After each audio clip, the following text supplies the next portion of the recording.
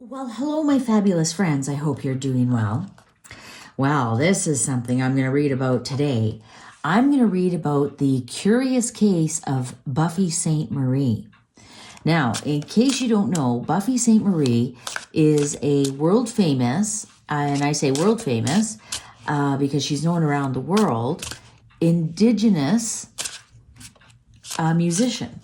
She's a singer, songwriter, plays some instruments, and she has always maintained that she is of Cree descent, that she was born in Canada or as Cree, and her American parents in Boston adopted her. She was born Beverly Sainte-Marie, and after World War II, because of the Italian sentiment in the United States, the family changed their last name to Sainte-Marie. And her nickname was Buffy from Beverly. So Buffy Sainte-Marie. So she rode the coattails of being an indigenous, a very successful indigenous, and and she got away with it because she actually looks very indigenous. The dark hair and dark eyes and the high cheekbones that a lot of the indigenous women have, those beautiful high cheekbones that we all want. And so nobody questioned it until lately. And so she's 82 years old now. She'll be 83 in February.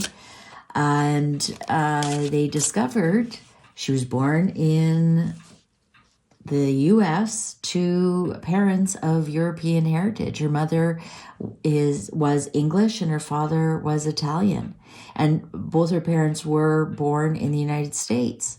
So she's 100% American. Her dad's parents were born in Italy and came to the United States, and her mom's parents were born in England and came to the United States. At least that's the information that I found, the research I found. So now what do? She's won all these awards for Indigenous awards and been recognized for being Indigenous. And now a lot of the Indigenous people in Canada are saying, like, she robbed us. She robbed a true Indigenous person of winning those awards, of winning those prizes. I believe one was $50,000. That would have made a huge difference in somebody's life. And they want some of those awards back. I don't know how you would do that. But some are very angry. Others are embracing her and saying if she's identifying as Indigenous, then we'll embrace her. We have all this time, and so it's quite the story, quite the scandal. All right, so I'm going to do a read on it. What was the energy around Buffy Sainte-Marie? I'm using the Crow deck, and just a reminder, I read these upright only. What was the energy around Buffy Sainte-Marie when she was thinking of creating a musician in the form of Indigenous? Like, what was going through her head? Was she maybe recognized when she was younger? Did somebody ask her if she was Indigenous? Like I said, she's got those beautiful high cheekbones. Come on, there's lots of Italians around Boston and New York. Surely they would have recognized that she was Italian. Was she tanning her skin, perhaps? I don't know. Let's find out. Let's ask the cards. What was Buffy Sainte-Marie thinking of when she decided to identify as Indigenous? Cards are ready. Ooh, Ace of Swords. Well, that was her truth. Oh, boy. 9 of Swords. Ah, there it is. 8 of Pentacles. Money. She thought she would she'd be a master, right? The crowd isn't that busy around in that particular genre. 10 of Cups. Maybe she just wanted to be a hanged man. Maybe she just wanted to see something from a different point of view. She was anxious about it, though. She had a lot of anxiety about it. I think maybe she felt at home. Maybe she truly identifies as an Indigenous person. But here we have is in the middle here is, big fish, little pond. She'd be and she did. She rose to the top as an Indigenous singer, and as a singer, as a musician as well. But for some reason, she felt she needed this differentiation. Big fish, little pond. That's what I'm getting. 5 of Cups, 7 of Cups, Knight of Cups. You know what? There is some emotion tied to that. There is some emotion. I'm going to ask the cards the next one. Is she, what was her last lifetime? She does have an emotional attachment to it. I wonder if somebody presented that idea to her. I think she was mulling over a couple of different personas, let's call them personas. Do I want to be Indigenous? Do I want to be Italian? What do I want to do here? I think she was mulling them over. Also, this could indicate that she might have been confused about her identity. But somebody made her an offer, but with the 10 of Cups here, she was really happy once she made that decision. Page of Wands. Well, there's the big announcement. Strength. Now, she's a February 20th. So on the cusp of Aquarius and Pisces. She felt stronger as a Indigenous singer. Look at this bird singing. She was really passionate about it. Wands are very passionate about it. Look at interesting. This mouth is open. This mouth is open. So this is like the singing. She felt stronger singing as an Indigenous person. Ace of Cups. Look at all the cups. I think she was emotionally attached to the Indigenous culture, Indigenous people. I think she really identifies with them. I mean, she fooled everybody for decades upon decades. I mean, she's 82. So even let's just say she's been singing for 40, 50 years. She's fooled everyone. Everybody thought her mannerisms, the way she talked, the way she looks, the way she dressed, everybody was fooled. And I think this is like the offering, she really actually has an emotional attachment. We have to ask if that's her previous life. Ace of Pentacles, Page of Cups again, 4 of Pentacles, the Empress, 5 of Pentacles, the Hermit. There was a sense here that she wanted the rags to riches story too. Yeah, she wanted the rags to riches story. She, grew up on this poor reservation with nothing and rose to heights of, like, she won an Oscar and a Golden Globe. She won a lot of awards in Canada, specifically for Indigenous people. She won. So yes, she stole some of that from somebody who was truly an Indigenous person. Interesting, here we have the Hermit out in the cold. I'm wondering if she didn't feel like she fit in with her family, her family of origin, her birth family. She always felt alone. She didn't fit in. I think she really came up with a story and stuck to it. Like, she just kept saying she was adopted. She wasn't, that would also be like the 5 of Pentacles here, that you're outside of where everybody is. And I just think she was emotionally attached to it. It was her truth. It was her truth. So let's ask and see. Was her last lifetime Indigenous? Is that why she's emotionally attached? Well, I have another theory too, so let's check it out. Okay, Buffy Sainte-Marie. Buffy Sainte-Marie. Buffy Sainte-Marie. What gives with Buffy Sainte-Marie?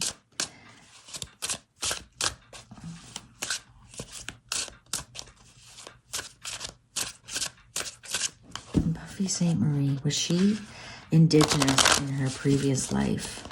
Was she Native American, Indigenous American in her previous life? Was she Indigenous, Native American in her previous life? Cards are ready. Ooh, 5 of Wands, bit of a struggle. Ooh. Page of Cups. 4 of Pentacles, so 8 of Wands. And the Empress. Isn't that funny? It almost looks like that same reading we just had. And you saw how many times I shuffled. I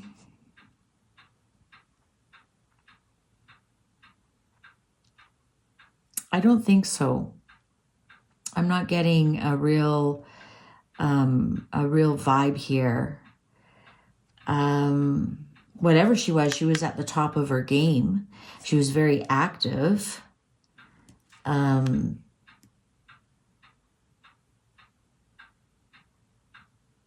She didn't make that much money from it though, so maybe that's why money was an issue this time. I mean, she wanted to be the big fish in a little pond. I mean, she certainly became very wealthy. Page of Swords, Death, King of Pentacles. Okay, I think I'm getting that her last lifetime, I think, was a rags to riches story. I think her last lifetime was I think she was attached to that. The Fool, Ace of Wands, and Queen of Cups. Yeah, you know what? This Queen of Cups here was her emotional attachment. I don't believe that she was.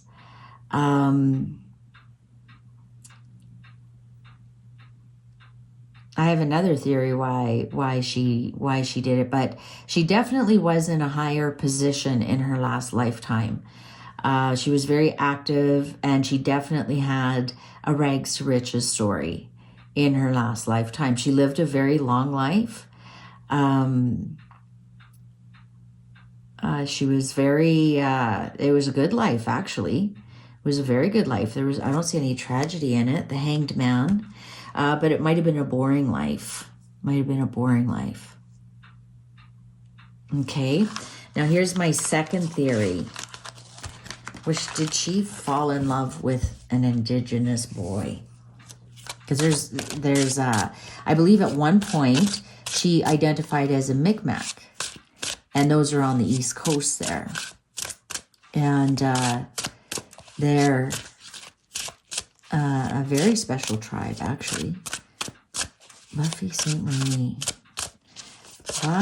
Why was she so attached to the Indigenous culture? Why was she so emotionally attached to the Indigenous culture? Why was she so emotionally attached to the Indigenous culture? Ooh, cards are really ready. 4 of Swords, 2 of Swords, 9 of Pentacles, 7 of Swords, Knight of Pentacles. There he is, the boy. The boy.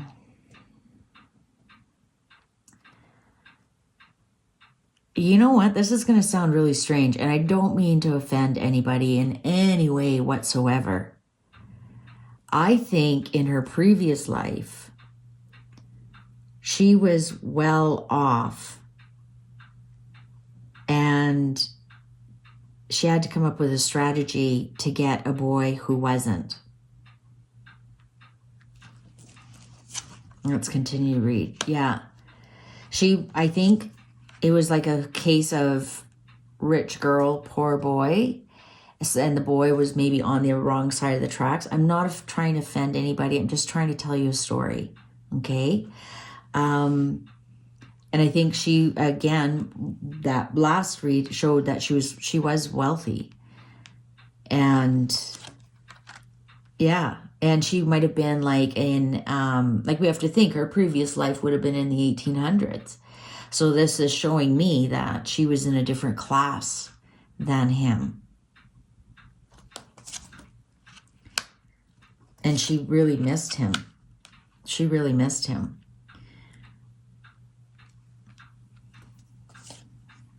Page of Wands. Ace of Wands. Yeah, you know what? I think there was a boy that she couldn't have. And this would be this Knight of Cups. Just think this is her coming as a female to him standing there. So she always had to go towards him. Eventually she just walked away, but she cried about it for the rest of her life. Look at all the aces. The Hierophant. Look at all 4 aces on the table. The Emperor, and then betrayal. She had to marry somebody else of her own. I want to say of her own class level, because that's just what they did back then. You just never married down. That would be a disgrace to the family. Actually, when you think about it, that'd be, a disgrace to the family. And just watch period shows from there and the ins and outs that the families went through to match up sons and daughters to, create the same class level and whatnot. Clock agrees with me. So I'm wondering if in this lifetime she wanted to start out at please don't get angry at me. I'm just trying to tell a story. At a baseline, I don't want to say class.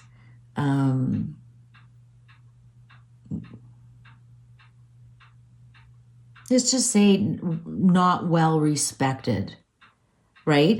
Let's put it that way. I mean, let's be honest. The Indigenous people in Canada and in the United States, when Buffy was born, she's 82, so she was born 30s. They changed their name in the 50s. Let's just put it this way, that back then, they had no respect. They weren't a respected people at all.